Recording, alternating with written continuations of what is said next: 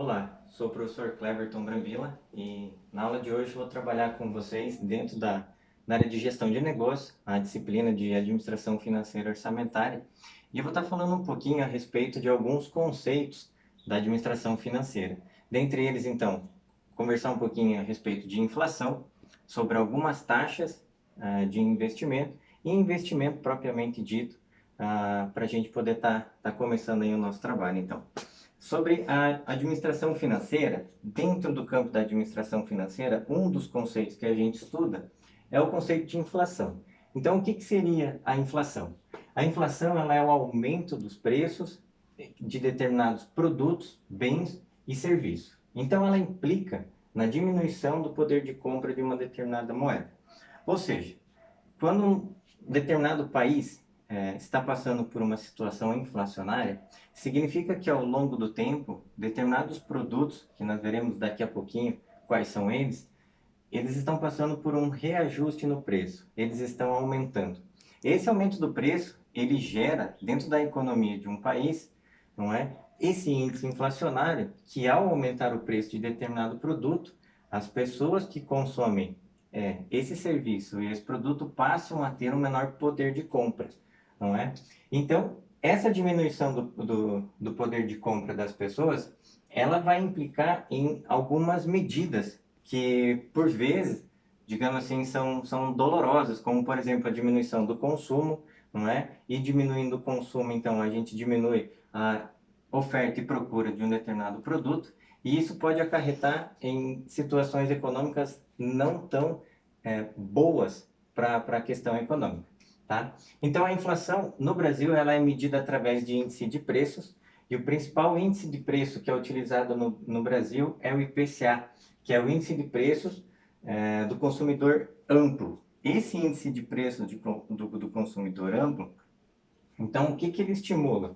Ele estimula ou ele mede o que seria o custo da cesta de produtos e serviços que refletem no consumo e no hábito das famílias brasileiras.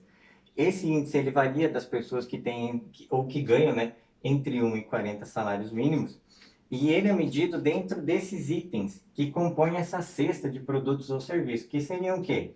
Alimentação, habitação, vestuário, transporte, saúde, despesas pessoais, educação e comunicação. Estamos trazendo isso daqui para uma questão bem prática.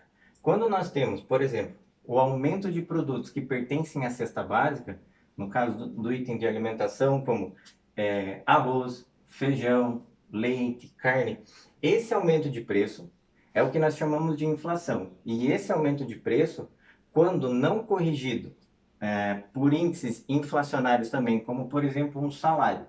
Imagine que você é uma pessoa assalariada, ganha um salário mínimo, 2 salários mínimos, que é o que compõe boa parte da população brasileira.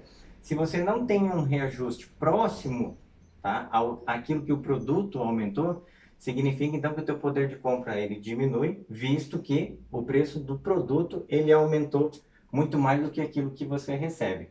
Habitação, então dentro da habitação entra a questão de construção, despesas, aluguéis, vestuário, transporte, preço de passagem, por exemplo, comunicação, tá? Então com instrução, com internet, educação e as despesas pessoais, saúde, plano de saúde, tudo aquilo que envolve, então, dentro da nossa renda, né? Esses itens aqui, somados, eles vão gerar um índice. Então, perceba uma coisa, a inflação, ela não é um fenômeno isolado de cada um desses itens, mas assim um todo. E significa assim, pode ser que eu tenha reajuste de preços na área da alimentação, mas que em outro item que estejam aqui, os preços diminuíram. Um exemplo, talvez a comida subiu, mas a área de transportes e principalmente a área de combustível, digamos, ela baixou. Você pega esses valores daquilo que aumentou e diminuiu e esse índice ele calcula como se fosse uma espécie de uma média, tá? Para poder então chegar naquilo que nós chamamos de inflação. Então, dependendo do produto, talvez nós tenhamos uma inflação corriqueira durante muito tempo em todos esses itens, ou, dependendo do produto, nós temos uma inflação de determinados produtos e outros não, tá? Sempre medido pelo IPCA. Por que é importante sabermos disso? Porque é a partir desse índice também que nós podemos realizar investimentos. Tá? E o que seria investimento? O ato ou efeito de investir com a finalidade de termos lucro. O que seria esse ato ou efeito de investir? Então vamos trazer um exemplo aqui. Imagine vocês que determinado país tem uma inflação de 4% ao ano, certo? Então essa inflação medida, no caso brasileiro, inclusive, quem mede a inflação no Brasil é o IBGE. 4% ao ano, e que você agora quer fazer um investimento, ou seja, eu quero ter lucro. E aí você vai chegar num banco, numa cooperativa de crédito, numa financeira, enfim, para poder aplicar o teu dinheiro, e eles vão te oferecer lá uma CDB que rende 8% ao ano. O que é uma CDB? Certificado de Depósito Bancário, que rende 8% ao ano.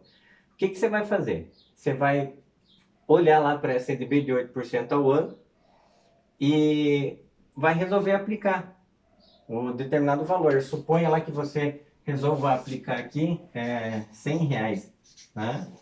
Nessa CDB aqui, e ao final de um ano, então, você vai ter lá R$108, ou seja, o 8% aqui que teve de reajuste, ou aquilo que rendeu durante um ano para você esse rendimento.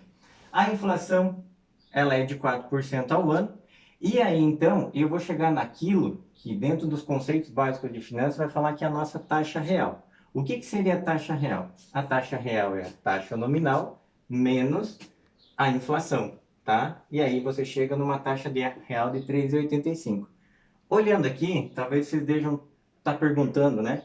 Então, mais 8 menos 4, aqui a taxa real não seria de 4% ao ano?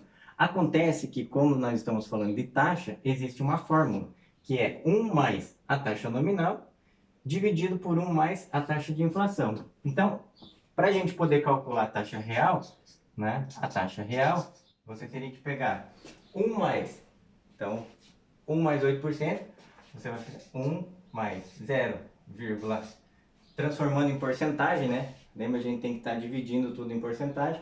Então fica 1,08 dividido por 1,04. Esse número aqui, então a nossa taxa de referência, ela vai ser de 1,0385, que é o valor da taxa real, tá?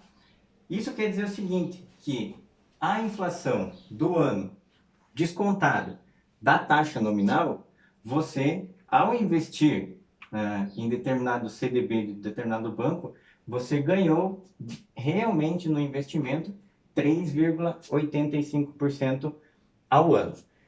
Para a gente poder, então, estar ilustrando e entendendo melhor ainda esses conceitos, eu termino aqui passando um exercício para a turma. Então, imagine uma questão de prova assim.